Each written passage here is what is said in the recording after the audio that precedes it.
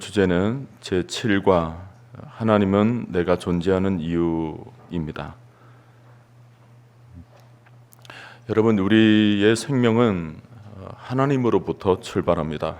하나님이 우리 존재의 시작이고 우리 존재의 목적이고 우리 존재의 본질입니다. 하나님이 우리를 만드셨고 하나님이 우리를 이끌어 가시고 하나님이 우리 모든 인생의 전부가 되시는 것입니다.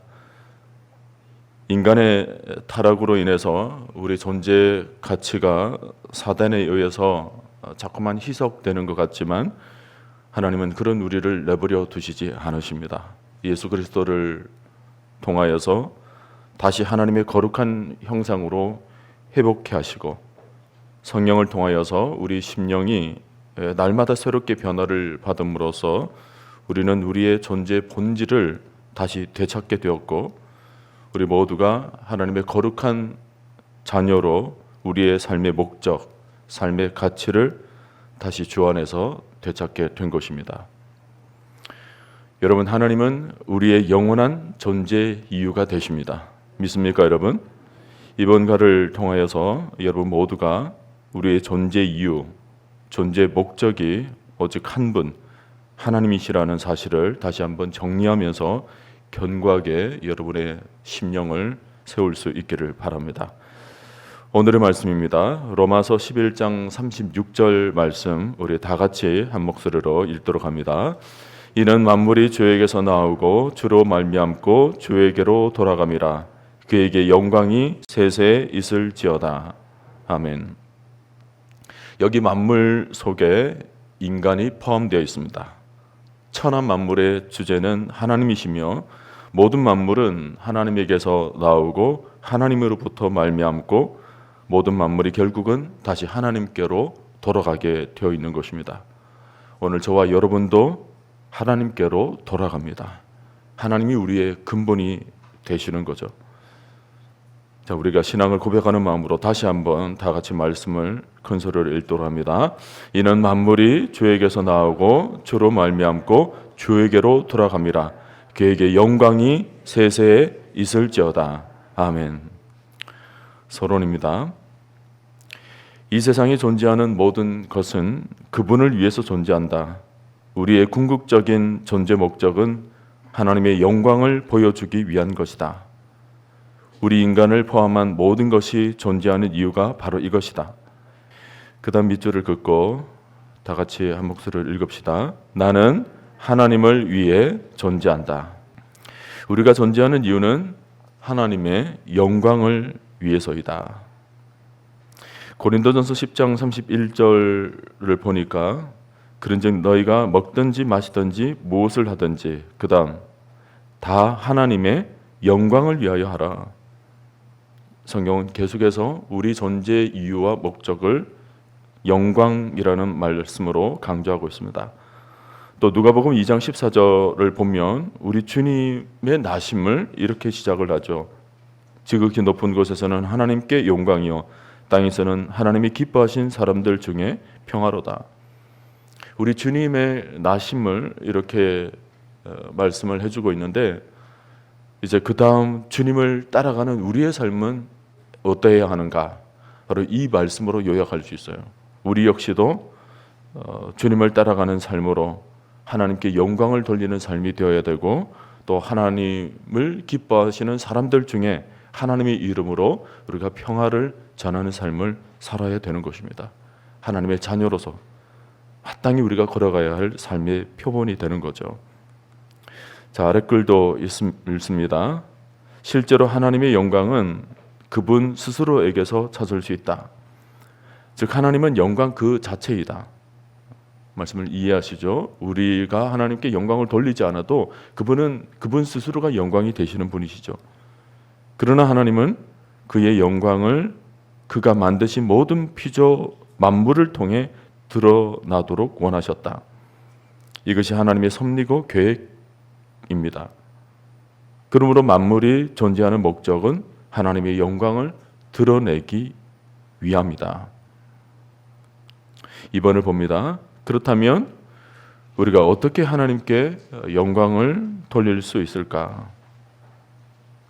성경을 보면 하나님께 영광을 돌리는 방법들이 너무 다양하고 세세하게 구체적으로 나오고 있지만 대략 큰 틀에서 보면 5가지로 추려서 생각을 해볼 수 있습니다. 우선 첫째는 예배입니다. 자세한 설명은 조금 이따 다시 하겠습니다.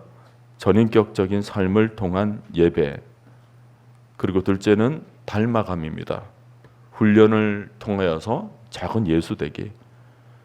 그리고 셋째는 사랑입니다. 공동체 안에서의 교제와 나눔. 그리고 넷째는 섬김입니다. 받은 은사를 다른 이들을 위해 사용하는 것입니다. 그리고 다섯째는 전도입니다. 영혼들을 건져내기 위해 복음을 전하는 것입니다. 사실 이 5가지는 오늘의 소단원이기도 하지만 이번 목적이 이끄는 40일이 이 5가지의 큰 주제로 다뤄지게 됩니다. 하나하나 주제들을 가지고 이제 40일 동안 세세하게 다루게 되는 거예요. 오늘은 개략적인 차원에서 살펴보는 시간을 갖습니다. 어떻게 보면 앞으로 진행되는 모든 과들에 대한 개요와 같은 그런 내용으로 오늘 시간을 다룹니다.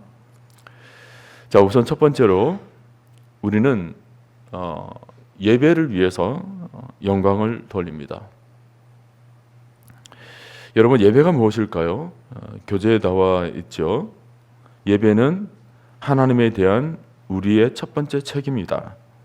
예배는 하나님을 즐기고 사랑하며 우리가 그분의 목적에 맞게 사용되도록 그분에게 드려지는 삶의 모습이다. 우리의 삶이 하나님의 영광을 위해 사용될 때 우리가 하는 모든 일이 예배가 되는 것이다. 그러니까 우리가 예배 속에서 하나님의 영광을 나타내게 되는데 이 예배라는 것은 단순히 지금처럼 교회에 와서 정한 시간에 드리는 예배만 가리키는 것이 아닌 것입니다. 이런 예배를 시작으로 우리의 삶 전체 속에서 전인격적으로 우리 자신을 하나님께 드려야 한다는 것입니다. 관련 성경 말씀을 봅니다. 우리가 잘 아는 로마서 12장 1절을 보면 그러므로 형제들아 내가 하나님의 모든 자비하심으로 너희를 권하노니 너희 몸을 하나님이 기뻐하시는 거룩한 산 제물로 드리라. 이런 너희가 드릴 영적 예배니라. 우선 여러분 그 로마서를 비롯해서 서신서를 읽을 때 그러므로라는 말을 특별히 주의해서 묵상을 해보시기를 바랍니다. 보통 바울이 어떤 하나님의 진리를 잘 설명한 다음에 그것에 대한 결론을 맺고 그 결론에 따라서 다시 새로운 것을 시작할 때마다 그러므로라는 접속사를 사용합니다. 로마서 12장 1절부터는 앞서 로마서에서 다루었던 구원받음에 대한 깊은 의미가 무엇인지를 다뤘는데 그것이 이제 삶 속에서 어떻게 적용될 것인가, 구원 이후의 삶을 말하면서 그러므로라는 접속사를 사용하고 있어요. 진리에 대한 이론과 우리가 살아가는 실제적인 모습을 연결시켜 주는 거죠. 지금까지 복음을 알고 하나님의 사랑을 느끼고 하나님의 은혜를 깨달아 왔다면 이제 로마서 12장에서 이제 어떻게 살 것인가, 진리에 대한 적용 문제를 다룹니다. 오늘 뭐라고 말씀하세요? 너희 몸을 하나님이 기뻐하시는 거룩한 산 제물로 드리라. 이는 너희가 드릴 영적 예배니라. 여기서 드리라라는 단어에서 중요한 것은 누구에게 드릴 것인가의 문제입니다. 하나님께 헌신할 것인가, 죄에 헌신할 것인가, 어디에 내 시간과 물질과 삶을 드릴 것인가. 사람들을 보면 모두가 그 무언가에 자기 자신을 드려가고 있습니다. 자기 자신을 드리고 있는 거죠. 어떤 사람은 국가의 삶을 바치기도 하고 어떤 사람은 예술 혹은 기술을 개발하는데 학문적 삶에 바치기도 하고 어떤 사람은 평생에 돈에 헌신하는 사람도 있습니다. 돈을 번다고 말은 하지만 사실은 돈에 헌신하는 거죠. 또 어떤 사람은 이상한 연구를 하면서 인생을 소비합니다. 이그 노벨상이라고 하는 것이 있는데 아주 이상한 것을 연구한 사람에게 주는 상입니다. 쓸데없는 한심한 연구들이 참 많아요. 예를 들면 평생에 지렁이 하나 연구하다가 가는 거예요. 또 어떤 사람은 벼룩이가 얼마만큼 높이 뛸 수 있을까 그거 연구하다가 인생 다 보내고 그냥 가는 겁니다. 우리가 무엇에 우리의 인생을 드릴 것인가?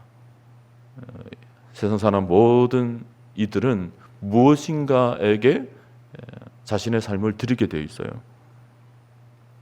로마서 6장 13절을 봅니다. 또한 너희 지체를 불의의 무기로 죄에게 내어주지 말고 오직 너희 자신을 죽은 자 가운데서 다시 살아난 자 같이 하나님께 드리며 너희 지체를 의의 무기로 하나님께 드리라.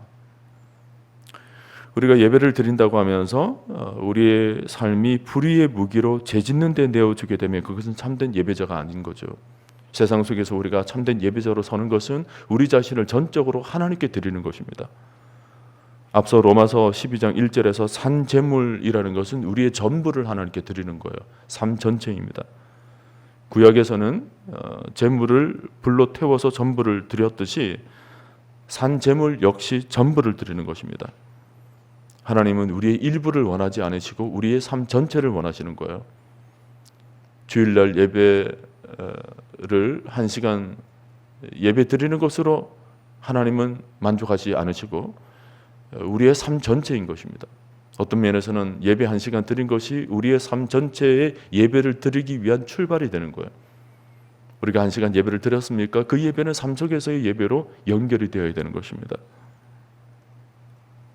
어떤 의미에서는 우리의 삶 전 영역, 교회 안보다도 우리 밖에서, 교회 밖에서 드리는 삶의 현장에서의 예배가 더 중요할 수 있어요.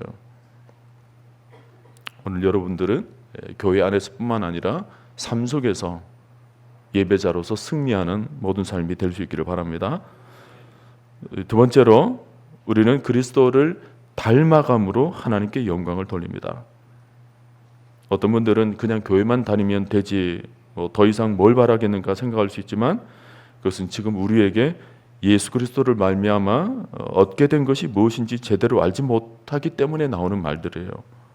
요한복음 5장 26절을 보면 아버지께서 자기 속에 생명이 있음 같이 아들에게도 생명을 주어 그 속에 있게 하셨고 그랬습니다. 자, 지금 우리에게 있는 것이 뭐라고요?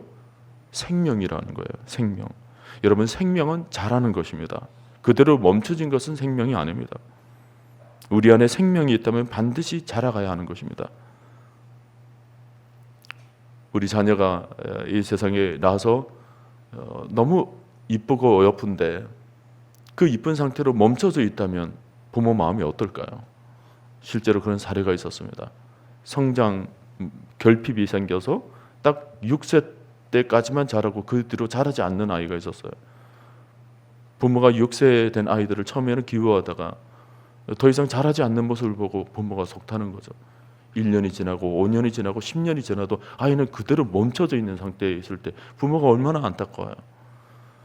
하나님이 우리를 바라보실 때도 마찬가지예요. 우리에게 생명을 주셨는데 그 생명이 지속적으로 자라기를 원하는데 멈춰져 있다면 하나님의 마음이 어떠하실까? 여러분, 자라간다는 개념 속에는 그리스도를 닮아간다는 의미입니다. 우리 모두가 작은 예수가 되도록 범사의 그리스도의 장성한 분량이 이르기까지 자라나야 한다는 것입니다. 교제를 계속 읽습니다. 우리가 그리스도를 영접한 순간부터 하나님은 새로운 삶과 새로운 본성을 우리에게 부여하셨다. 그리고 이것을 기초로 해서 이 땅에서 남은 삶 동안에 하나님은 우리의 성품을 계속 변화시켜 가기를 원하신다. 우리는 그리스도를 닮아감으로 영광을 돌린다. 교회에서 간혹 제자 훈련을 하는 경우가 있습니다. 우리 교회도 마찬가지죠. 제자 훈련은 내가 할까 말까 선택하는 것이 아니라 하나님의 자녀라면 반드시 해야 하는 필수 과정인 것입니다. 그것도 1년, 2년 하고 마는 것이 아니라 평생을 두고 주님을 완전히 닮아갈 때까지 몸부림쳐야 하는 것입니다. 간혹 보면 제자훈련을 오해하시는 분이 있어요. 제자훈련이 어떤 교회에 적합한 어떤 그런 사람으로 만드는 훈련이 아닌가. 정말 오해하시는 거예요. 제자 훈련은 하나님의 말씀대로 우리 모두가 하나님의 영광을 돌리기 위한 거룩한 존재로 거듭나는 과정인 것입니다. 우리 모두의 모든 모난 부분들을 완전히 깎아내는 작업이에요. 훈련이 되어야 되는 거죠.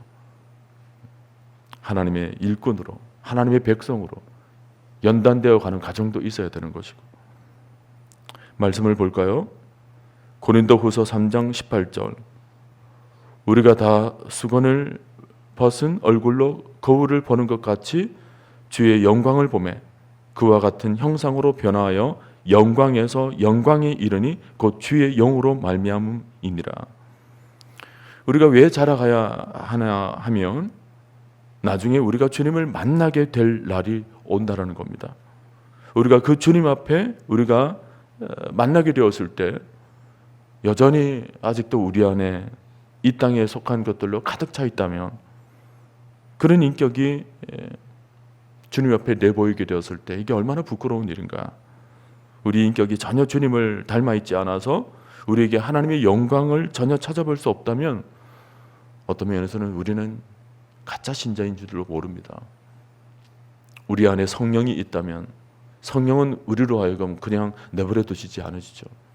Just like Jesus, 맥스 루카에도가 쓴 책에 보면 그렇게 나와 있어요. 하나님은 우리를 있는 그대로 사랑하시지만 있는 그대로 내버려 두시지는 않는다. 우리를 범사에 자라가도록 만드신다는 거예요. 하나님은 오늘 여러분을 있는 그대로 사랑해 주십니다. 그러나 있는 그대로 여전히 내버려 두시지는 않으십니다. 오늘도 자라가기를 원하시는 겁니다. 훈련되어 가고 연단되어서 주님 앞에 온전한 모습으로 성장해 나가는 것을 하나님께서는 원하신다는 것입니다. 자, 그 다음 3번.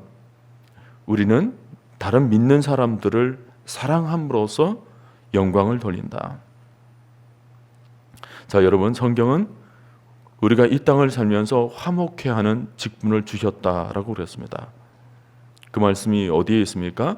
고린도후서 5장 18절 말씀.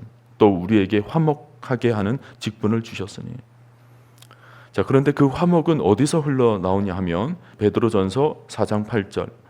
사랑은 허다한 죄를 덮느니라. 베드로전서 4장 7절 8절을 보면 말세가 가까울수록 우리들이 힘써야 할 두 가지가 나오는데, 하나는 기도하라라는 것이고 또 하나는 사랑하라라는 것입니다. 기도하라, 이것은 하나님과의 그 진실한 사랑을 점검하라는 말과 동일합니다. 우리는 그냥 기도하라는 것이 우리가 소원을 하나님께 아뢰는 정도로 그치는데, 사실은 기도하라는 말 속에는 하나님이 우리와 만나고 싶어하는 하나님의 마음이 그 속에 담겨져 있어요. 그래서 우리는 기도를 통해서 하나님을 아뢰는 거죠. 하나님을 배웁고 그분과의 그 친밀한 교제를 기도 속에서 일어나게 되는 거예요. 하나님과의 사랑이 그 속에 담겨져 있는 것입니다. 그리고 또 하나는 사랑하라. 이건 실제적인 우리의 삶의 영역에서 드러나는 삶의 모습입니다. 사랑하라. 근데 이 사랑하라라는 말 앞에 어떤 수식어가 붙어져 있냐면 무엇보다도 뜨겁게라는 말이 붙어져 있습니다. 무엇보다도 이것은 가장 먼저, 다른 것은 다 밀쳐두고라는 의미를 가지고 있죠. 그러니까 만물이 마지막이 될 때 사랑하기를 힘쓰는 것이 너무 중요하다는 거예요.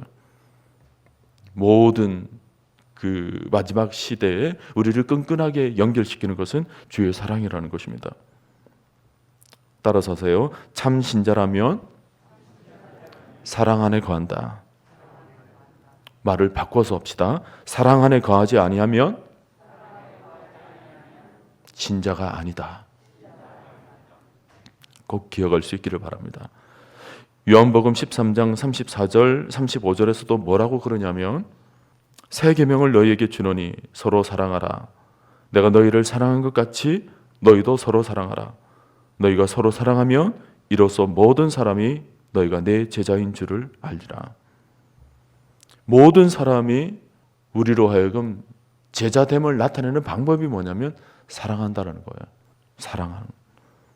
교절을 봅니다. 이 땅에서 우리가 해야 할 두 번째 중요한 책임은 하나님처럼 사랑하는 방법을 배우는 것이다. 왜냐하면 하나님은 사랑이시고 사랑이 그분을 영광스럽게 하기 때문이다. 앞으로 과를 다루면서 이런 부분도 세세하게 점검해 나갈 수 있기를 바랍니다. 자, 4번입니다. 우리의 은사로 다른 사람을 섬김으로 영광을 돌린다. 우리 모두에게는 저마다 나름대로 하나님께서 주신 은사나 재능이나 기술들이 있습니다. 모두가 하나님께서 주신 것인데요. 문제는 그런 것들을 왜 주셨냐 하는 것입니다. 성경이 뭐라고 말씀하세요? 서로 섬기기 위해서 주셨다는 거예요. 은사를 왜 주셨느냐? 섬기기 위해서 주셨다는 거예요. 여러분들이 각자 가지고 있는 하나님께서 주신 은사들이 있을 거예요. 그 모든 것이 다 하나님을 섬기고 또 이웃을 섬기고 성도들을 섬기고 교회를 섬기기 위해서 주셨다는 것입니다. 베드로전서 4장 10절 11절을 보면 각각 은사를 받은 대로 하나님의 여러 가지 은혜를 맡은 선한 청지기 같이 서로 봉사하라. 우리가 가지고 있는 모든 것들이 우리에게서 나온 것이 아니라 하나님의 은혜로 주어졌고 우리는 그것을 맡은 선한 청지기처럼 우리 자신을 여기라는 말씀입니다. 그리고 그 다음 만일 누가 말하려면 하나님의 말씀을 하는 것 같이 하고 누가 봉사하려면 하나님이 공급하시는 힘으로 하는 것 같이 하라. 이는 범사에 예수 그리스도를 말미암아 하나님이 영광을 받으시게 하려 함이니 그에게 영광과 권능이 세세에 무궁하도록 있느니라. 아멘. 자 보세요. 여기 보면 누가 말하려면 하나님의 말씀을 하는 것 같이 하고 우리가 말 한마디를 하는 그 모습 속에서도 하나님께서 주신 언어라는 거예요. 하나님께서 주신 혀, 하나님께서 주신 이 입술의 음성을 통하여서 마치 하나님께서 하시는 것처럼 선한 청지기로서 맡겨진 입술의 언어를 주의 고백처럼 하라는 것입니다. 언어 생활에 대해서도 나중에 다루게 되겠지만 이 부분에 대해서도 우리가 하나님께 얼마나 영광을 돌려야 되는지를 미리 여러분 묵상을 해나갈 수 있기를 바랍니다. 하나님께 영광을 돌리는 방법이에요. 우리의 언어를 통해서 오늘 하루 종일 누군가를 만나고 누군가와 대화를 할 때 나의 말 한마디로 어떻게 하나님께 영광을 돌릴 것인가? 하나님께서 말씀을 하시는 것 같이 하라는 것입니다. 말을 그렇게 사용하라는 거예요. 모든 것이 다 마찬가지입니다. 누구에게 영광을 돌리듯 하라 하십니까? 하나님께. 모든 섬김으로 하나님께 영광을 돌리는 모습이에요. 오늘 여러분의 모든 삶 속에서도 이런 섬김으로 하나님께 영광을 한번 돌려보세요. 틀림없이 하나님께도 영광이 되겠지만 그 영광을 말미암아 많은 사람들에게 여러분들이 정말 선한 영향력을 끼치는 오늘 하루가 될 것입니다. 자, 교재를 읽으면서 정리를 합니다. 하나님은 우리에게 우리만 가지고 있는 독특한 재능, 은사, 기술 그리고 능력을 주셨다. 그것은 우리 자신만을 위한 이기적인 목적 때문이 아니라 다른 사람들을 섬기고 도움으로써 하나님께 영광을 돌리라고 주신 것이다. 여러분 믿으시면 아멘 하세요. 자, 마지막 5번. 우리는 다른 사람들에게 하나님에 대해 말함으로 영광을 돌린다. 다른 말로 하면 뭐예요? 전도를 함으로써 하나님께 영광을 돌린다는 것입니다. 우리 주님이 이 땅에서 하신 일이 뭐예요? 결국은 영혼들을 건져내는 사역을 하신 것입니다. 누가복음 19장 10절에서 인자가 온 것은 잃어버린 자를 찾아 구원하기 위함이라고 말씀을 하고 있죠.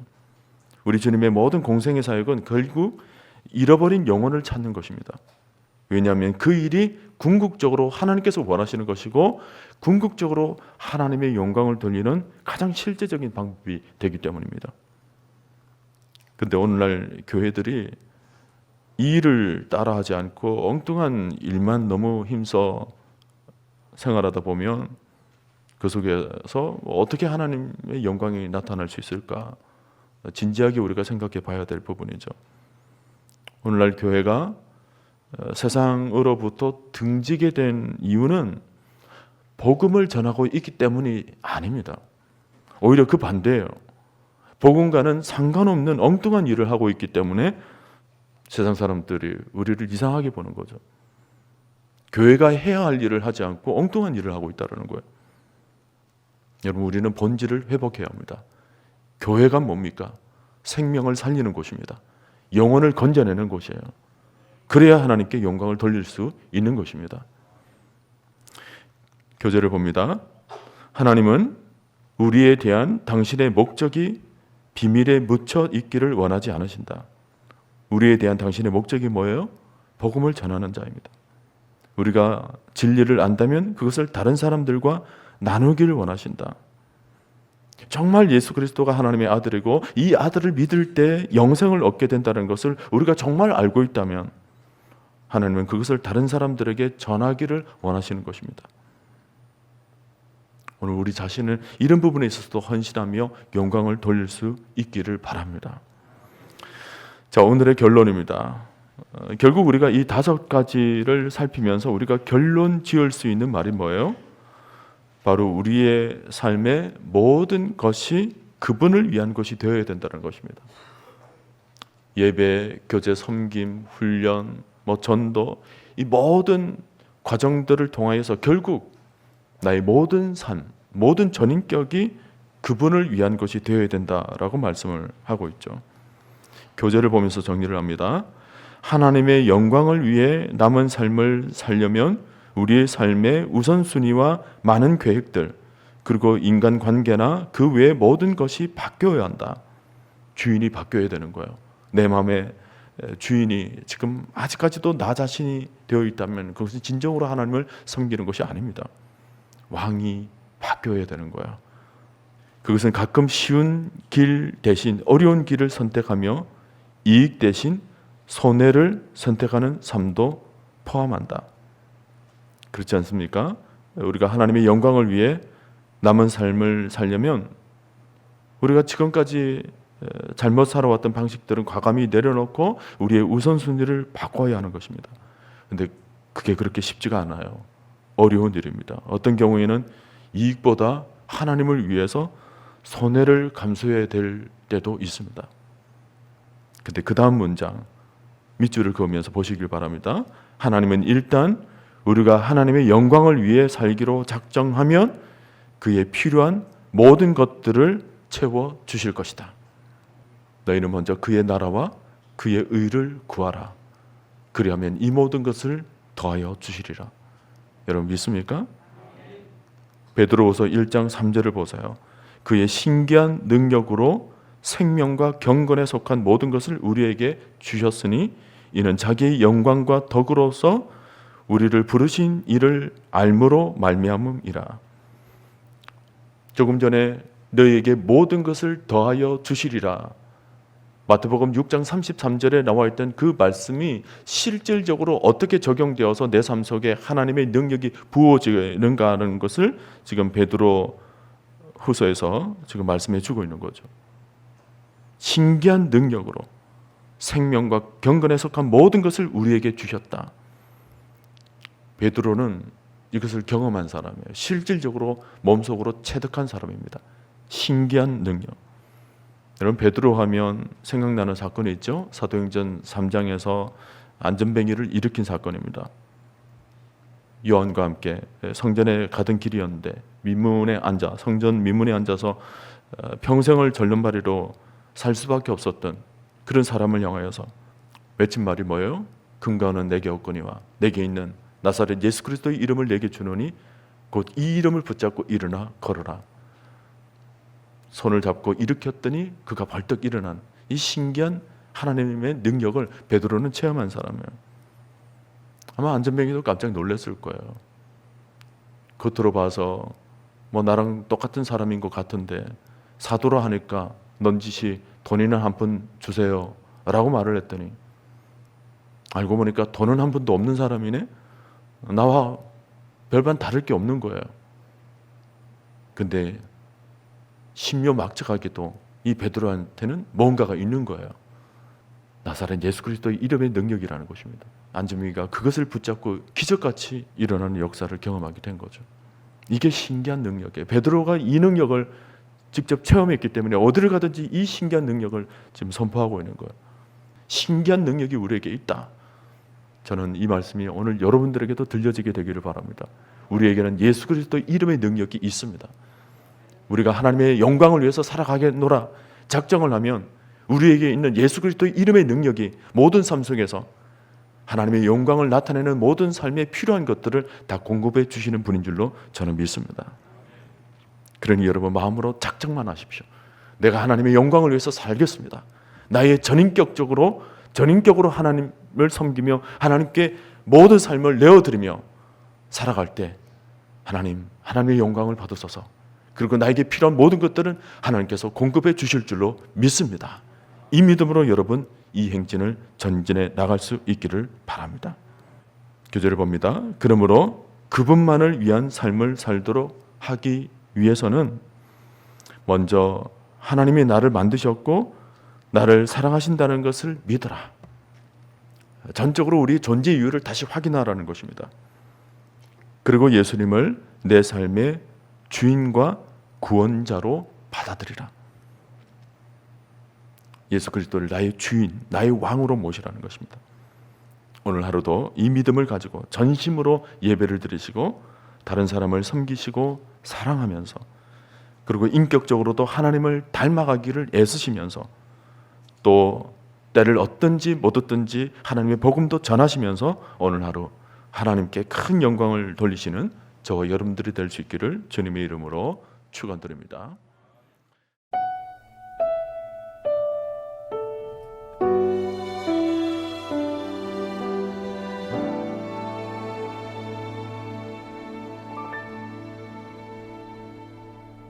나 무엇과도 주님을 바꾸지 않으리.